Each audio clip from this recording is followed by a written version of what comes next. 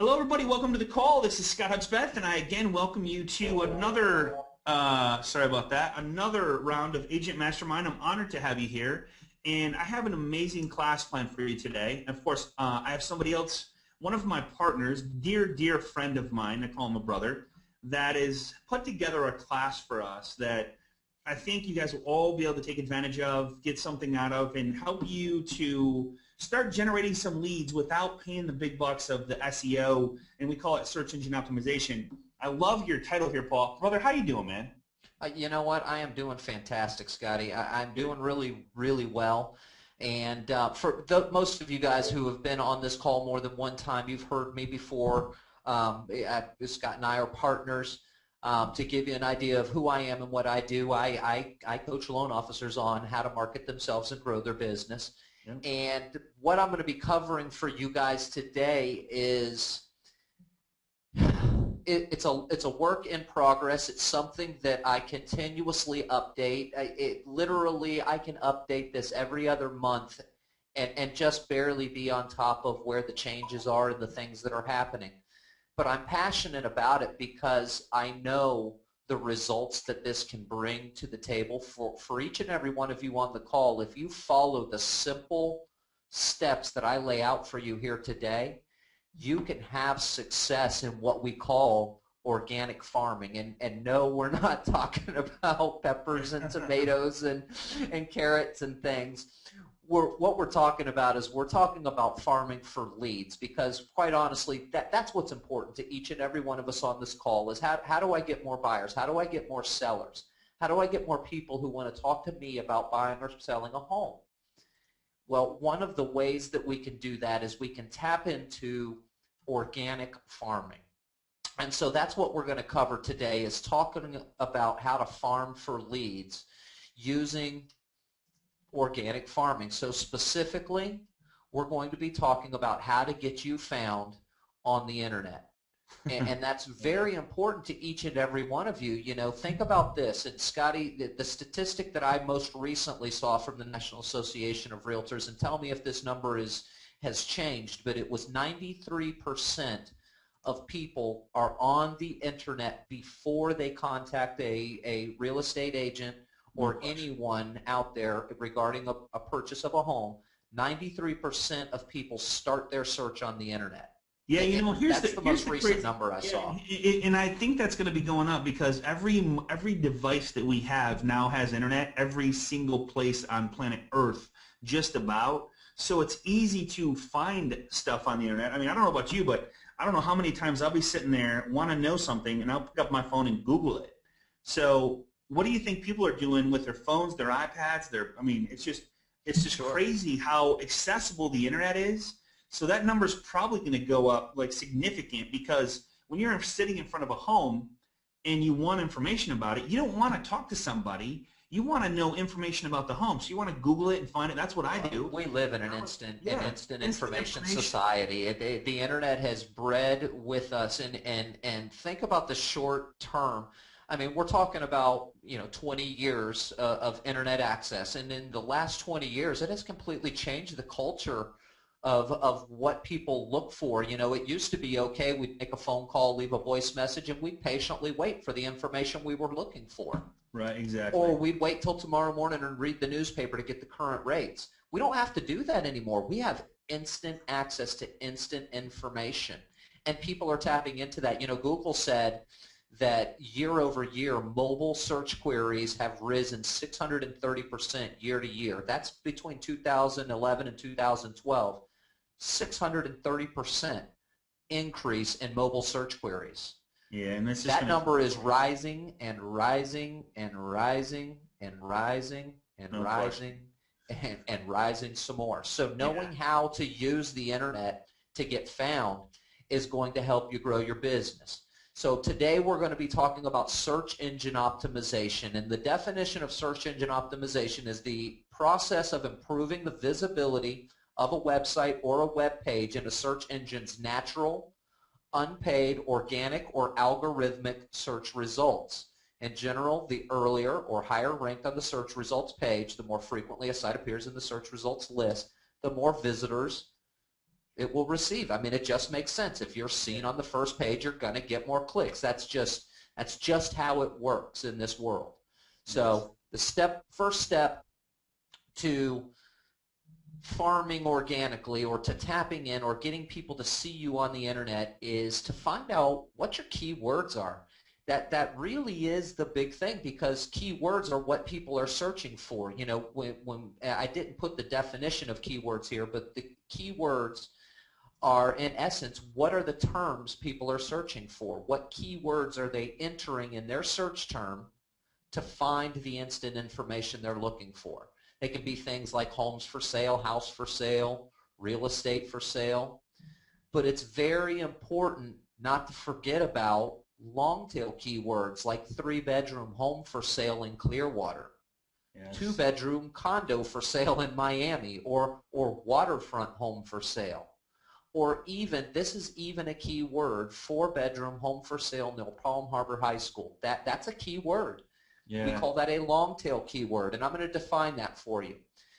The important thing when you're farming organically or you're looking to get found on the internet is to be as specific throughout your post as possible, because your target, the people you want to find, they're going to be specific in their searches. They're going to define their search very well. So I kind of let the cat out of the bag a little bit. We're talking about long-tail keywords here. And what that means is it's very specific. The keyword definition, or the long tail keyword, is very specific, and there's not a ton of searches for them. They're not the generic homes for sale. That's a very broad search term. Not necessarily have to be long either. It just has to be specific.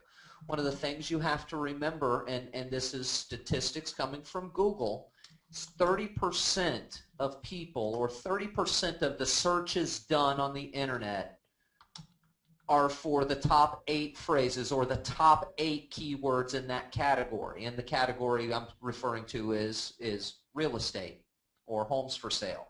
Yeah. So only 30% are searching for the top 8 phrases. The other 70% of the searches, and if we're talking about 1 million, we're talking big numbers here. We're talking about 700,000 versus 300,000 are hitting the long tail. They're putting in different terms. They're specifically searching for the specific amount or bit of information that they're looking for. So this is just a graph to kind of show you these first 8 keys are only 30% of the searches. The rest, the 70%, are who we're tapping into. So the more specific equals the closer to closing they are. People that are online and that begin their search, those people that 93% of people that start their search online, they're typically 9 to 10 months out, 8 months out average, and they're searching very broad terms. Homes for sale, house for sale, real estate for sale, homes in Oregon. You know, they're just trying to see what all is out there. They haven't made any decisions yet. They're just looking to see what all is out there. They don't know what they want. They're trying to determine what it is that they want. They know they want to buy a home. They just don't know what yet. Correct. Now, as they get closer, as they begin to know that they want a specific thing in a specific area, within that 4-month period, when they're now in their 0 moment of truth in that buying cycle, as it were, they're going to be much more specific. They already know that they want to be in a 3-bedroom home. They already know they want to be in Palm Harbor. They already know they want to be on a golf course. They already know they want to have a large backyard. They already know it needs to have a fireplace. They already know it needs to be a pool home. Yeah. They know these things because they've already been, for the last 5 months, searching and looking and figuring out what exactly they want. And now they've narrowed their search down. That's who we're trying to farm to, because, you know, yeah, we could build our database of people that are 6, 7, 8 months out, but let's face it, that requires a very long-term follow-up plan, and it requires a robust follow-up plan to make sure that we're keeping on touch and we're giving them touch points every week and staying in front of them every week. And well, I think, Paul, I think you just hit a couple key points that you're hitting here that I think that I need to bring up again. One is when people start their search, they search for homes, like, for example, I'm in Kalamazoo. So people search for homes for sale in Kalamazoo. they go, oh my God, there's 7,000 homes for sale. I'm maybe exaggerating a little bit, but you guys get the idea. So once they go out and they find out, here's the thing, is when they first start their search, it's the conversation came up at the dinner table, the conversation came up on a drive home, whatever it was. Guys, when they start thinking about that, here's the power behind organic search engine optimization is once these people, and as long as you know this, say you get one new person that you meet and they call on something and they go, yeah, we're just kind of in the starting phase of looking at homes. Great. Your job is to build a relationship because that one person who's going to buy in the next 8 to 12 months, guess what? They have friends, family, coworkers. They probably have 223 Facebook friends. Guys, your job is to not take this lightly and not take this like it's not serious. It's very serious because not only are they going to buy in the next 12 months, it's just a proven fact, but they are going to have this thing called a reticular activator. Reticular activator is something that when you're thinking about buying a car, and it's a red car, you see every single red car on the road. It's just how your mind works. So if they're thinking about buying a home the next 12 months, and it may be sooner than that, but just know that they're going to be hearing every conversation, everybody that's buying, every for sale sign, every single thing that has to do with buying and selling a home, they're going to see it. So if they hear it and they hear somebody talking about it, and you've built a really deep down given value relationship with them, they're going to refer to you and give you referrals from that. So it's so important that at this beginning stage, once you learn how to get this organic search engine optimization and put in these long tail keywords and short keywords and all that stuff, it will pay off, but you need to know that it's not going to be just that easy. You have to, when you get that call, treat it as if it's $20,000, okay? And you wouldn't just answer questions for somebody and let them go knowing that it's a $20,000 paycheck for you, would you? And that's what I want you to think about as Paul goes through this. And that's what you're each time, we're not looking to get 1,600 clicks on our site in the next week. We just want we want those long tail keywords because we want those people that are at the end of that cycle that have already chosen. We want those people that are in that process. So that's what we're going for here. All right, so some real estate keywords. Most have a geographic component when people are searching. Most searches for real estate will have a geographic component. The more specific on geography, you can be a little less specific on the keyword part about it. But if you're more specific on the keyword part about it, you can be less specific on the geography. And I'll show you some examples of that. So if you're going to go with like a more geo-specific or geographic specific, you're going to say something like real estate around the Highlands, Denver, Colorado area. Or homes for sale near IBM Boulder, Colorado. That's a very specific geographic location. Home listings near Boulder Elementary School. And you know, just a little graphic. So that would be some specific ways to do it geography-wise. Now, if you're going to go with more of a keyword-rich, you're going to be less specific on the geography. Home for sale in cul-de-sac, Denver, if that's specifically what the keywords for that home are. Homes for sale under $250,000 in Denver. So my keywords are the weight here, and my Denver is just a second dot on the geographic area. Lakefront home for sale in Denver. Very specific to the keywords that people are searching for, less specific on the area, and then real estate for sale in Colorado. Again, that one's fairly generic on both sides of it, and that's more of a broad term to tap into the state if you've got a whole state you're looking for. Homes for sale with a view in Denver. So how do you determine what your keywords are? We know the way that we're going to think about our keywords. We're going to tap into the broad search or the more specific search terms and not the broad terms using long tail keywords. So how do I find out what the keywords I want to use are? Well, I've only ever done this using Google's keyword tool, and I gave up searching for any other help with this, software or anything else to help with this, once I found Google's keyword tool. Guys, I don't really care what the search results are on Bing because 97 people are still using Google. Yes, Bing is trying to put some commercials out there and get some people to use it, but whatever happens on Bing is just gravy. Guys, I am only concerned with what Google's results are going to be, because that's the big boy. I'm going to play in the big boy station. That's where I want my results to be, is on that big boy station. So when I use Google's keyword term or keyword tool, I know that I'm getting information about my keywords directly from the source that I'm trying to use those keywords on. So what you're going to do is just go to google.com, and in the search bar you're going to type in keyword tool. The very first link it shows is the one you want to select. So here's what it looks like. I went to Google keyword tool. That very first link is what you're going to use. And it's a funky web address. It's like adwords.google.com/o/keyword tool. Just do a Google search for keyword tool, and the first link you come up with is going to be the one you're going to use. So what you do when you get into the keyword tool is you're going to type in the word or words or phrase that you want to know the keywords for. Homes for sale, Palm Harbor, mortgage lender, Palm Harbor, whatever your keywords are. Now, Google does protect against bots, so it gives you a CAPTCHA code.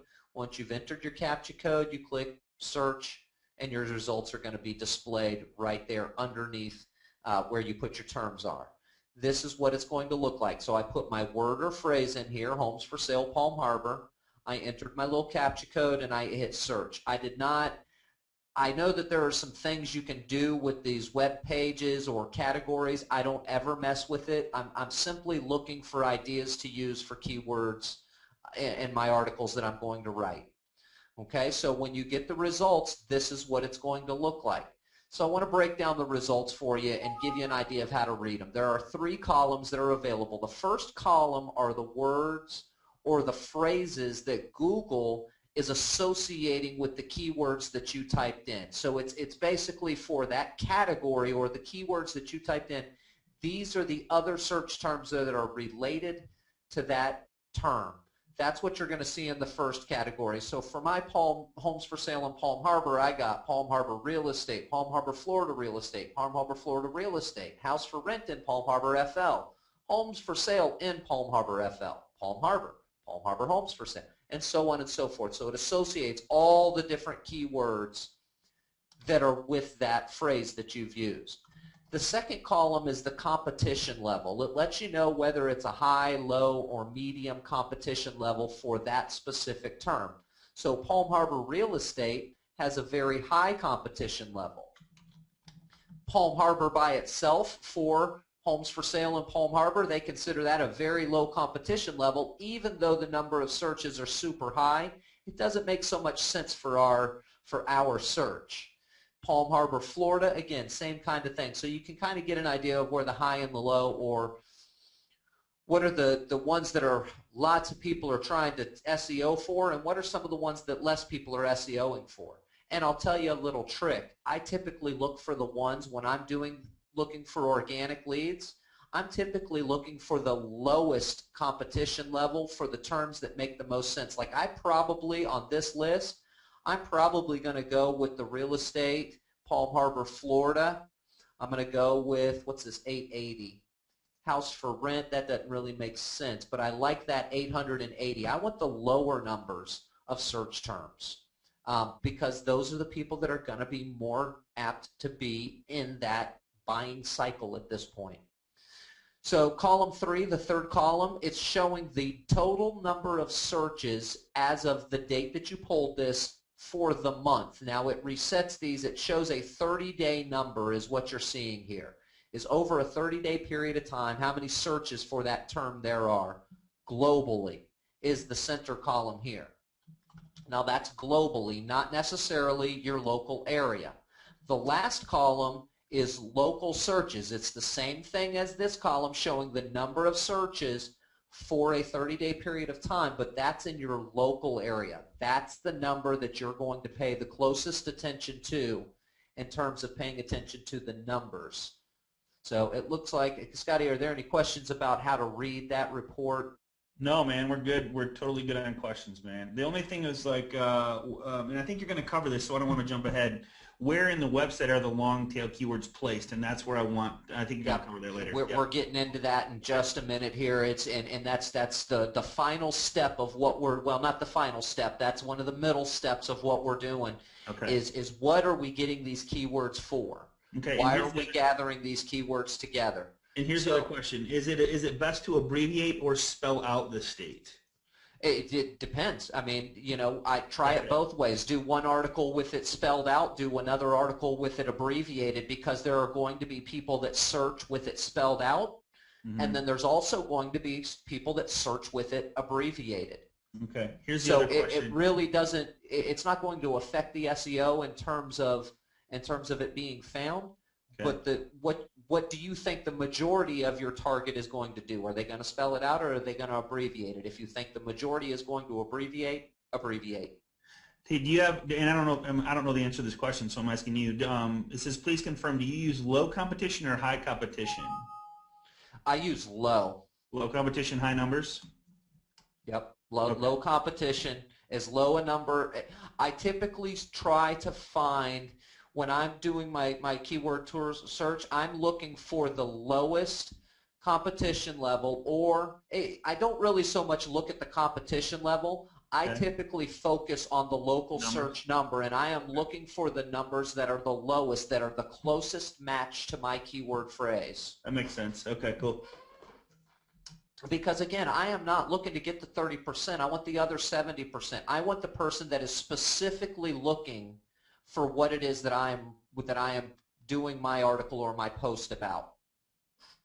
Make sense? Yeah, absolutely, man. Absolutely. And some of these questions are going to make more sense as we plow through the steps. Okay. Yeah, 200, as low as possible. I've got a member, and I'm going to show you the results of what he's doing. That he looks for, he will only do posts on keyword phrases that are under 50 searches locally. Under 50 searches locally.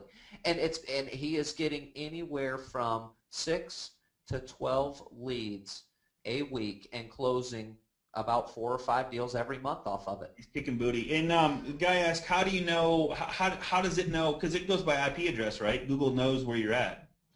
Well, I typed in my search terms, if you remember, I did in my search term is I typed in homes for sale Palm Harbor. Now, if I'd have left out Palm Harbor, it still would have intuitively known that the results needed to be for this local area, because Facebook or Google, excuse me, does know that my IP address is local to this Central Florida area. So I didn't have to put Palm Harbor, but I am trying to SEO specific for people I want to get leads off of this. So I'm going to be as accurate as I can be, including my local tags, because again, most searches that people do for real estate will include a local element.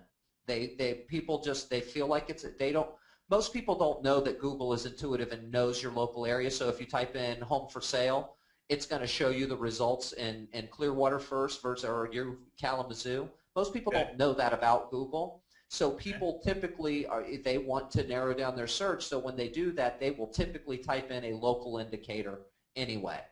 Okay. All right. So step 2. You've chosen your keywords. You've gone through the Google tool, the keyword tool, and you've decided on what your long tail keyword term is going to be. Now you've got to choose a title, because what we're doing is we're creating an article that we're going to get to the front page of Google. That's what this is all about, is creating an article to get to the front page of Google. So we're going to choose a title. What is our title going to be? This is the hard part for me, but I will tell you a little secret that I use. Now, a couple of things to make sure that you know about the title is it's important that your title, the keyword should always be included in the title.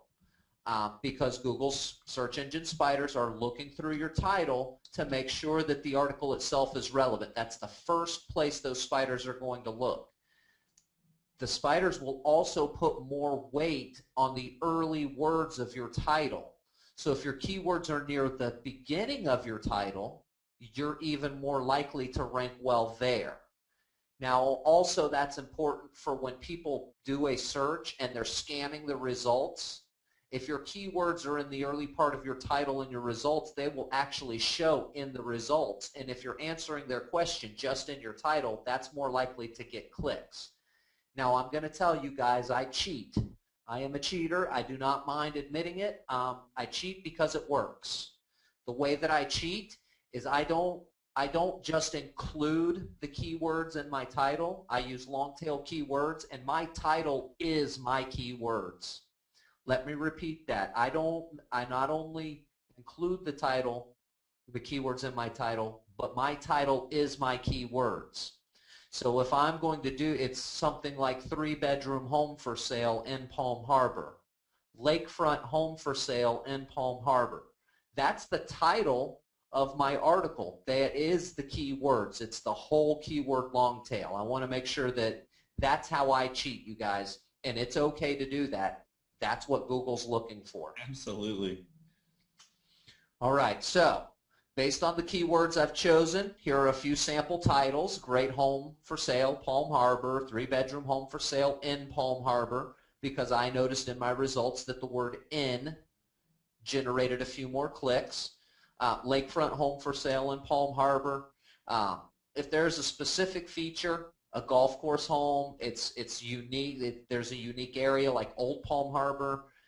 You can use that in your title as well, because people that are going to look for these types of property, they're going to include that, you know, golf course homes for sale in Palm Harbor. They're going to include that in their searches, so include that as part of your titles as well. So pretty clear on creating your title. That's a fairly easy part.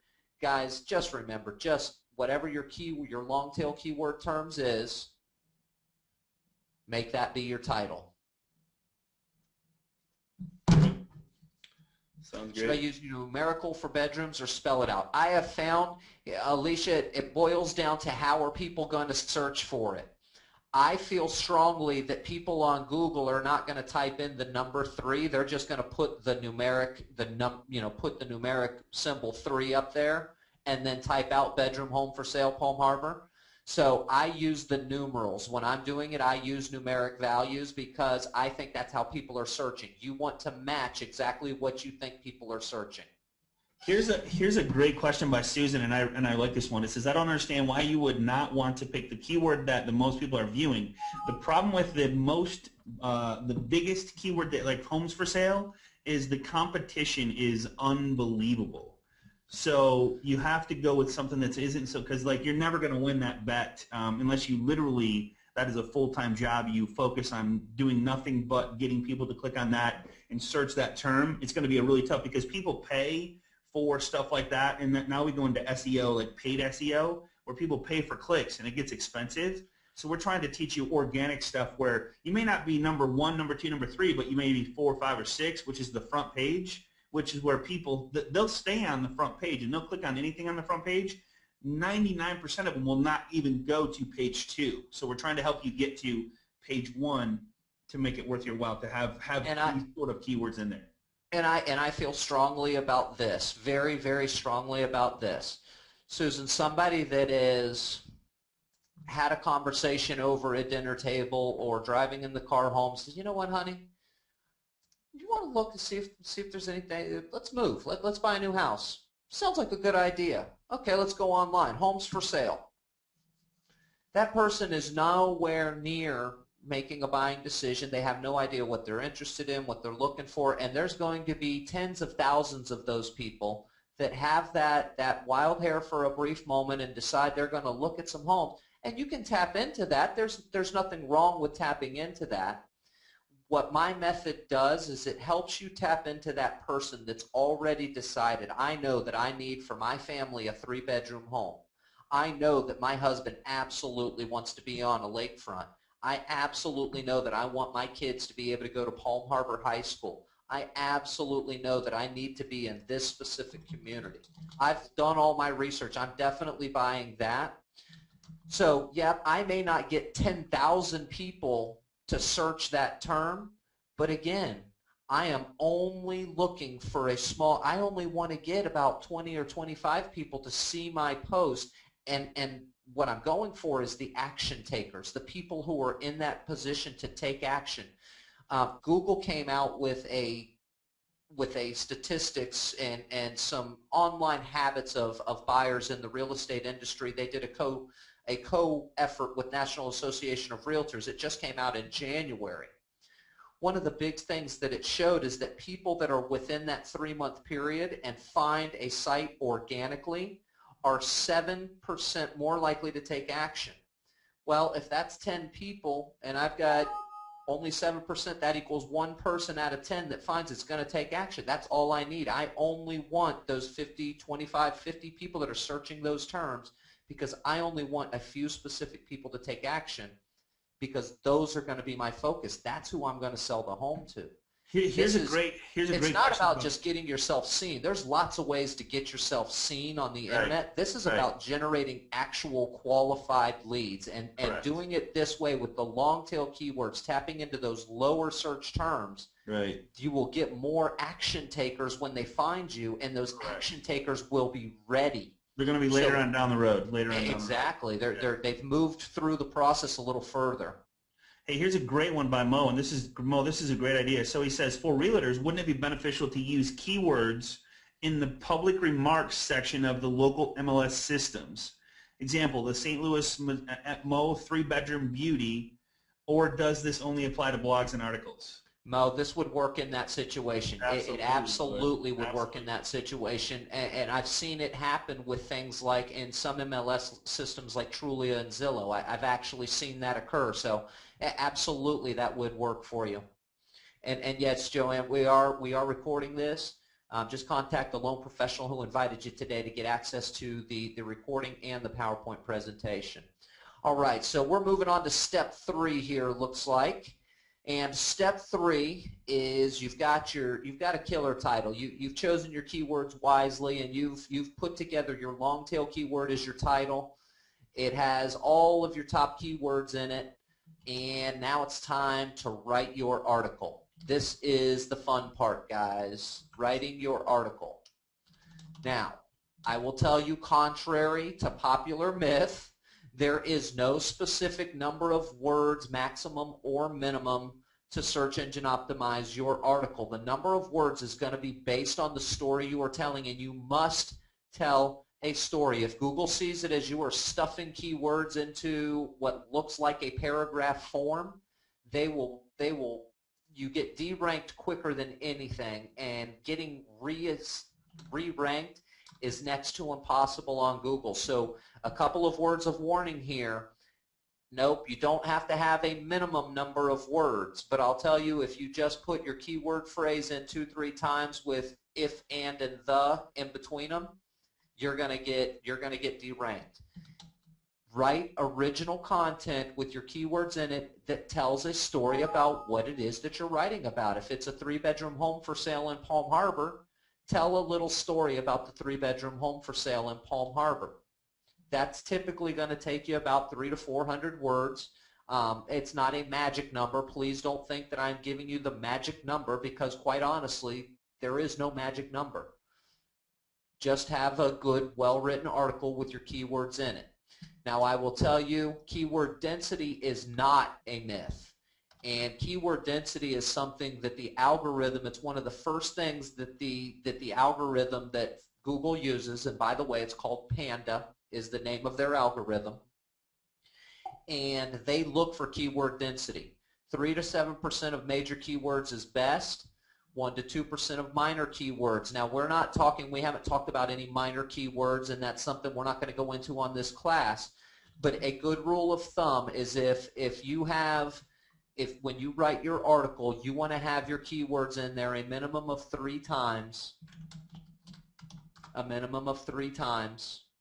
And I typically write my article about somewhere between 300 to 500 words. I have found that if I have my keywords in there, my long tail keyword phrase in my article of 300 to 500 words 3 times, I am set. I've done what Google would like me to do.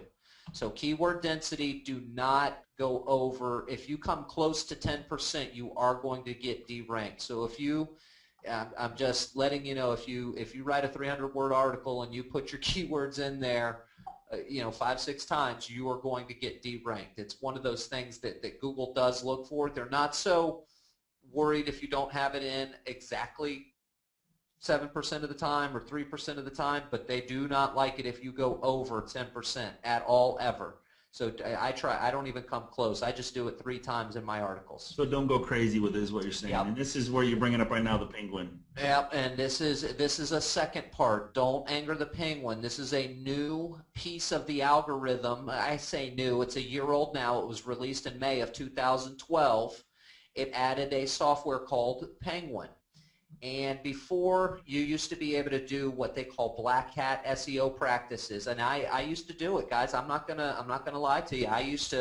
I'd create a blog post or an article for a website, and I had a way to create a code called a meta tag code, where I would stuff the meta tag with 3 lines of keywords, all separated by a comma, and then put a code in front of it and behind it, so it didn't show up on the site, but it made Google think that I was relevant to any keyword terms that were in those meta tags. Well, the Penguin doesn't like that anymore.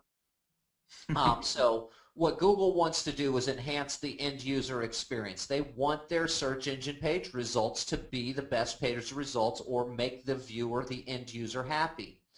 Those black hat tactics, stuffing keywords, there was no content. So the person ends up with a site that's SEO'd but no content, so they didn't get what they were looking for.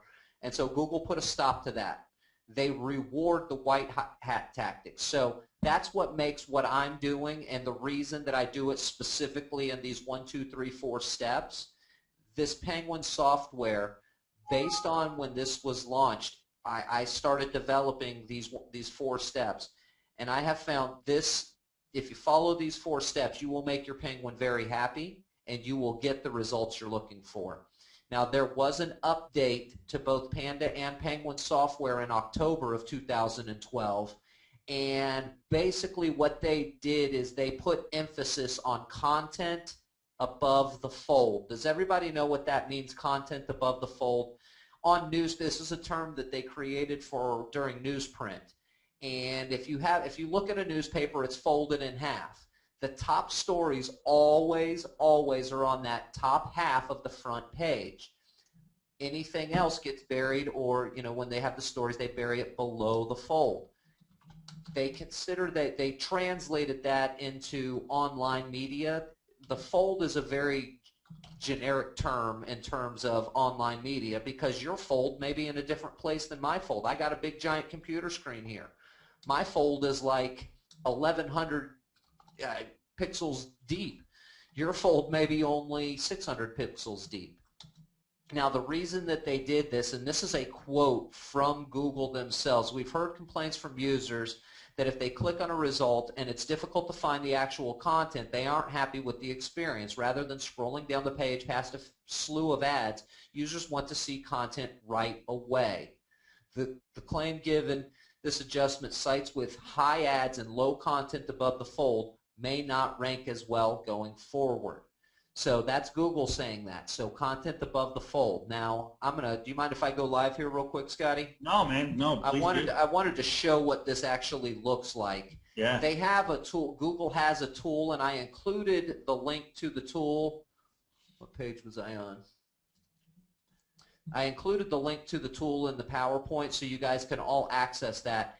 And this is basically the different page layouts according to Google. And they put a percentage here. So this purple percent, 99% of people on all devices, 99% are going to see this content here.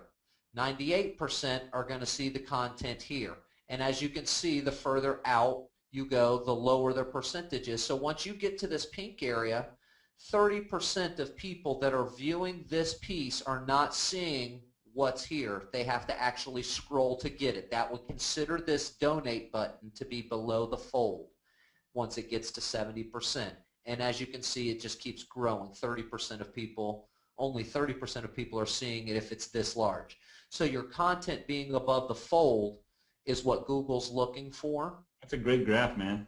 And this is a tool that Google uses, and they've got a new one coming out that you actually have to go through your AdWords to be able to see your AdWords account. Okay. And it's even more specific, where it actually you can put in the URL address of the page you've got, and it will show you based on your article how many people and what devices will see it. So it's a much more robust tool moving forward, but it's a good indicator of what your information is. So be conscious of where you are in terms of the fold. I mention that because as I talk about sprucing your posts up in just a few short minutes, it's important to understand that your content goes above your videos. Your content is the top thing. It's what Google's looking for. All right, so paint the picture for your viewer when you're writing your article. That goes back to it being a myth about how much, minimum, maximum number of words. If you're painting the picture the right way, you don't need to concern yourself with what your word count is. If it's a listing, your search engine optimization is that a good word? Is that a valid word? Yeah, absolutely. Okay. Tell the viewer why this would be a great place to live. Paint the picture for them. Sprinkle, not spread. Again, remember going back to that keyword density. You want to sprinkle your keywords throughout, but you don't want to spread them in there. Your article should sound as grammatically correct as possible, but remember, using your keywords exactly as you've got them in your title and using them exactly the way you want them. Lakefront home for sale in Palm Harbor is much more important than making sure that the sentence sounds exactly correct. So if you say something like, imagine living in this beautiful lakefront home for sale in Palm Harbor, I grammatically correct would be, imagine yourself living in this beautiful lakefront home in beautiful Palm Harbor, but I want to say my keywords exactly. So imagine yourself living in this beautiful lakefront home for sale in Palm Harbor. I want it to sound like that. So it's not always going to be exactly grammatically correct, but you want to get it as close as possible to grammatically correct. So make sure your content is fresh and original. Never copy and paste. Guys, this is going to prompt, I'm opening up the question box now. This is the big one that typically prompts the most amount of questions, and I'll tell you if you're typing a question in on this, stop real quick because I'm going to answer it right here. You're either typing in, what if I copy and paste it to a notepad and then it doesn't have the code? What if I get it from Fiverr? What if I get it from here? What if it's an article that I wrote on another, one of my own articles I wrote on another post? What if it... Guys, never, never, ever, if you would like to be successful with organic farming for search engine optimization to generate real buyer leads, do not copy and paste. I know the questions are coming. Go ahead and post them now. I may have missed one or two there, but I'm just saying up front, you cannot copy and paste and achieve results. Google, their algorithm is much more sophisticated than you and I will ever imagine, and I'm sure there are a lot of people on this call much smarter than I am, but I'll tell you this, none of us work for Google. Those guys this is what they do for a living. They are looking for that kind of thing. That Penguin software that was released is specifically designed to look for copy and paste material. It's specifically designed to look for ways that people are trying to circumvent their algorithm. Do not copy and paste. What about word replacement software like Webfire? I disagree. What about copy, edit, and paste? I disagree. So period. Copy and paste is going to get you. No copy and paste for Word doc, especially not from a Word doc. More than any other place ever, never from Word. Word puts in, based on the font color, the font size, based on the spacing that you're using, based on where the margins are, those are all coded in on Word, and Word is worse than any of them. You'll have all kinds of code on it, and that will never get search engine optimized. Yeah, so Glenn, dear friend of mine, he says never copy and paste even on Property Blog where you are posting 5 blogs and we have to type each one in without copying the prior blog and changing some words. So it's just a no-no. That They is have correct. yes, That that's is correct. correct. And guys, I promise you this, and I'm going to be general here. Most of you, everybody on this call knows what they do for a living. You guys are good at what you do. You guys make your living doing what you do. Writing a couple of it's kind of like writing a long post on Facebook, an extra long post on Facebook, or pretend that somebody emailed you a question and it requires a long answer about that question, and just write the article. I cannot stress enough how important it is that you write original content. Travis, I mean other people's material. I mean your own material. You can't. If you do a post on one website and it gets SEO'd and you copy that post and you put it on another website, even though you are the original creator of that, that is still what Facebook's or Google sees as copy and pasted or plagiarized content, and they will derank it. Look, guys, the algorithm is not perfect. It is not a human being sitting there and determining the difference between this and that. They don't have any room or ability for leeway in it. So if you copy and paste it one way, or if it's my own article, Google does not have the ability to differentiate, you guys, which is why I say never, never, never, ever copy and paste, because we're dealing with a computer algorithm. It does not have the human element to differentiate between said A and said B and this and the other. I wouldn't even, well, so I wouldn't even copy and paste it into Word. So what Glenn does is he writes it. He literally, whatever you want to write, just know that it needs to be physically typed into your WordPress blog to get the best organic search engine optimization. I mean, it's absolutely.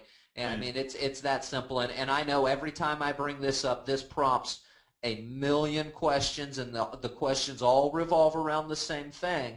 And the answer each and every time, guys, is you're welcome to try it, but I will tell you from my experience, and I've been doing, you might even get results from it, but I'm just one saying. time you may get, and you know what? I've actually seen it get results, get to the front page of Google for 5 or 6 days, and then poof, Google catches up to it, and as soon as it runs that second scan, and poof, the entire, not just that post is deranked, but the entire blog and website was deranked, and it was, I mean, literally impossible. A petition had to be sent to Google to ask them to re-verify the site, to check it again because the post had been removed. We apologize. Blah, blah. Please check the site again. And then it took months to get it to back up to even searchable on the internet. Nice. And Karen, I'm going to be covering that exact question in just a minute here. Pictures on photo buckets are great stuff. I'm going to be talking about sprucing up in just a minute. How do you know if Google has deranked you? If you do a search for your specific site, do a search for your site, and if you don't come up on the first page or the first link, put your link actually in there, and if you are deranked, you won't find it even if you put your link in there. So, and I know I missed one or two in that specific part. Let's go ahead and move on, and then we'll have a little bit more time for some Q&A at the end, Scotty. Cool, man. All right. I hope. Yeah, let's do. We're running short, so we got about 9 minutes. So whatever you can cover. So when you're writing your article, again, make sure it's original, fresh content. You're never going to copy and paste. Now, when you're writing the article, you're going to bold, italicize, and underline your keywords in your article. So if my keywords are 3-bedroom home for sale in Palm Harbor, I highlight my entire keyword phrase with bold, underline, and italicize each time it appears in my article. So if I mentioned if I do a 300-word article and I've got my keywords in there 3 times, boom, I bold, underline, and italicize those 3 times. You do that because you're highlighting. You're just kind of showing Google that this stands out in the article. It helps the spiders find your content a little bit more. And this is what it looks like with the bold, underlined, and italicized in an actual article. All right, step 4. We are almost there, you guys. We've written some pretty cool article. We got a great killer title. We've written a fantastic article with the keywords sprinkled all up in there. You even made them stand out by bold, italicizing, and underlining them. So you're done, right? You're ready to roll? Almost, not quite. We got a couple more things we can do, and that is spruce it up. We're going to make it look good, and we're going to give Spruce it up. We're going to give Google that much more incentive to show our stuff off. So the way that we spruce it up is we add 2 to 3 links back to your post or links on your post. Only use relevant links. Again, it goes back to making sure that penguin is super happy with what we're doing. And if you cross all the T's and dot all the I's in terms of the penguin software, and I've shown you that in these steps, you will get ranked. Now, part one of those I's to cross is relevant links. So if I say, come live in this beautiful 3-bedroom home for sale in downtown Palm Harbor, the beaches here are second to none, and I put a link back to a beach that is in Hawaii or Miami or Daytona or Jacksonville or somewhere else, that's not a relevant link. That's a beach, but it's not relevant to the Palm Harbor area. So I want to put a link to Palm Harbor beaches that has to do with Palm Harbor beaches. If you mention a great country club nearby, you can hyperlink to the words in the country club. Same kind of thing. You want to make sure that whatever you link to is relevant to what you're talking about when you're writing it. You can also add a video to your post to support the keywords. Again, the video must be relevant to the post. Remember the penguin. If you post about a wonderful beaches in your area, don't embed a video of a beach in Hawaii. It's got to be a beach in your area. Same kind of thing. Remember this, when you're doing videos, like adding a video to it or images, put them below the content. The article itself goes at the top so that that appears above the fold, and your video would go below that so it appears below the fold. For both your links back and your videos, you're going to use Google. Just do a Google search for, if you wrote about the country club, do a Google search for that country club, because whatever the first results are, those are already SEO'd. So tap into that SEO strength and give them relevant content. Using relevant videos to link back that is already SEO'd will help grow your Google articles' relevance. Also, Google owns YouTube, so when you put a YouTube video in there, you want that video to be search engine optimized. So if I do a search for Palm Harbor beaches, I want to use the video that's highest ranked for Palm Harbor beaches, or the one that's most appropriate. Don't get me wrong, the highest ranked one on videos especially will sometimes not be the most appropriate video to use. There could be a sales video. It could be like one I found specifically for Palm Harbor beaches. It was a bunch of people on the beach in bikinis. That was not appropriate for what I wanted to use, so I chose the second SEO'd one that was more about the water and the sand and stuff like that. So make sure you're watching your videos if you're going to use video, and make sure it is not inappropriate. You can find a good SEO'd video that for your post, and there are times that it may not be the most appropriate thing to share. So this is a post that I did. 3-bedroom home for sale in Bergen Beach, Brooklyn. Okay, so that's the keywords is my title. That's my title right there. The content is all above the fold, as you can see. I spruced up my video with a spruced up my post with a supporting video. As you can see, I've got my keywords in here 1, 2, 3 times. As you can see, I'm linked 1, 2 times, so I actually have a single property website for this post. So I did the 3-bedroom home for sale in Bergen Beach, Brooklyn. Directly, I linked one of those directly to the single property website, and then I also talked about one of the local schools here for the Garden of Learning, and I linked to the Garden of Learning website. Now, additional supporting content, it's all below the fold, and this is just an image of what the website looked like for that property. And this is the result we got. Guys, this is Brooklyn, New York. Brooklyn, New York, and we are on the front page of Brooklyn, New York. This is from April 1st, 2013, just to show you what the dates are. This is when Scotty had asked me about doing this class for you guys. That's when I made these screenshots.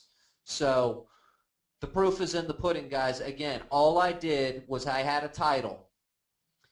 I wrote a very well-written article, just an article about the property with my keywords sprinkled, not spread. I linked back 2 times in my article. I spruced it up with a video. And that's all I did. That's all I did, and we got the results of the first page in Google. Now here's another result from one of my loan officer partners who did the same thing. He wrote a good article. This happens to be inside of Active Rain. He wrote a good article. There's his keywords as the title. He's got his keywords mixed in here, bold and italicized. He's got 2 links right there. And the results he got, we were on the front page of Google with the search terms he wanted within 4 hours in his area. Now, his area is not as competitive as some other areas, and his search term, again, he goes with long-tail search terms that are, these are not the big terms, but it's a term that's going to generate clicks for him, okay? My guess is that he is now the first link on there for this particular post, because after 4 hours it was already on the front page. My guess is he owns the category now. So that's all there is to it. That's all you've got to do. Awesome. These techniques work for any web-based platform. Scotty, these techniques are going to work for Active Rain blogs. Okay. These are going to work for real estate marbles for those of you who are using real estate marbles. It'll work for a WordPress blog.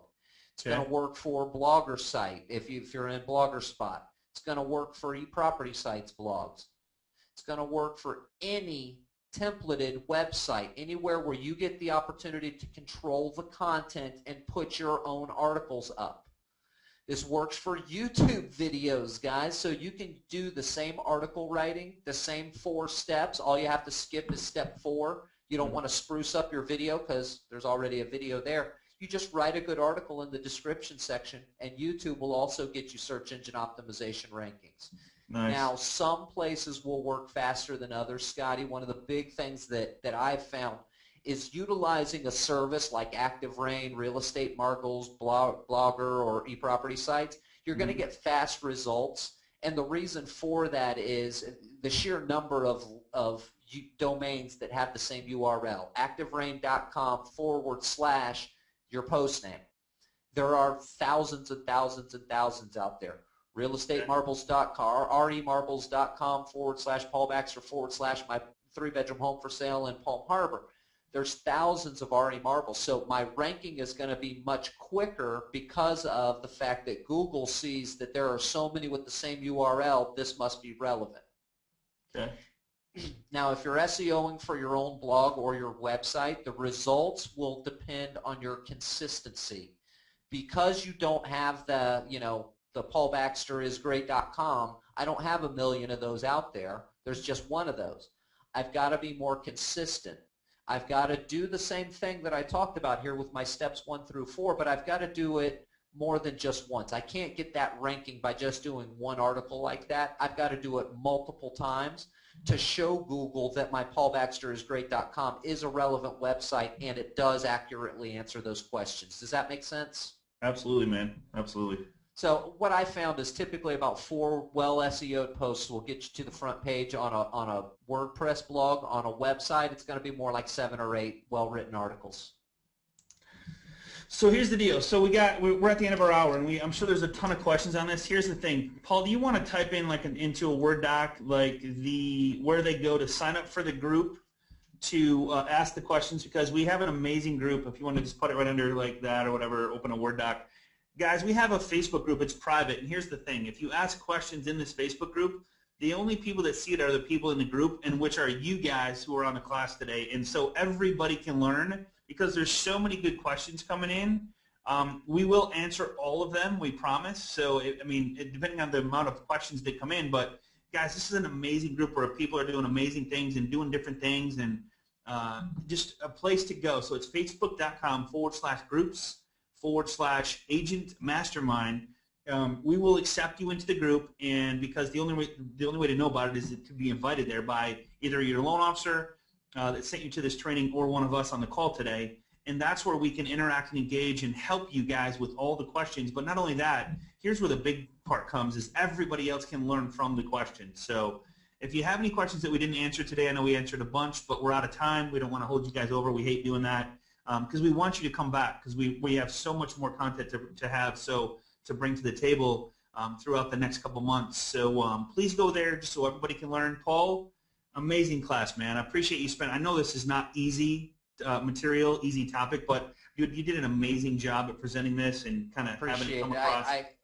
Yeah. There's a lot of technical stuff that you can talk about with search engine optimization. The reality, guys, is if I sat here and talked about the algorithmic method and meta tagging and all the guys, that doesn't help anybody. There's an easy way to do this. There really is an easy way to tap into search engine optimization. And you know, I don't get all the technical terms. I've tried, guys, doing my research on this, I've more than once I had to go tap my IT guy on the shoulder. What does this mean? I don't get the techie talk here. Right. So in order to make it so this is something that you guys can go out there, if you do this, you can go out there today.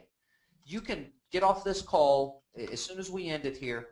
You can go and write an article and get it posted on your favorite, you know, wherever you've got a platform today and get results from this. But only because I wanted to, guys, the key is show you how to do it easily. And I know there's some things in here that are not easy, like embedding a video. Okay, that's a little bit techie. Right. But for the most part, I tried to give you these 4 easy steps because it's important to me that each one of you on this call get out there and actually do it today. Yeah. Pick up the phone. Exactly. If I had like this dream thing going on, every real estate agent on this call right now would pick up the phone, get in touch with their loan professional and say, hey, I saw that call. Thanks for bringing me to it. Right. I want to do that. Can you come sit with me and let's do it together? Get yourself an accountability partner, guys, because I promise you by having somebody that will hold you accountable for implementing these things, you are going to produce the results that we just talked about. You know, I just showed people on the front page of Google. Yeah. I mentioned before, I teach loan officers how to do this. Right. And that guy, the gentleman I showed you in Colorado, he does this article 3 times a week.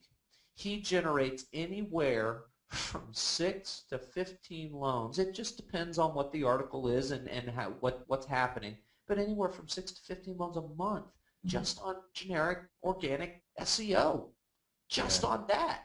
Now that's not even in conjunction with any of the other strategies. Guys, it's easy stuff to do.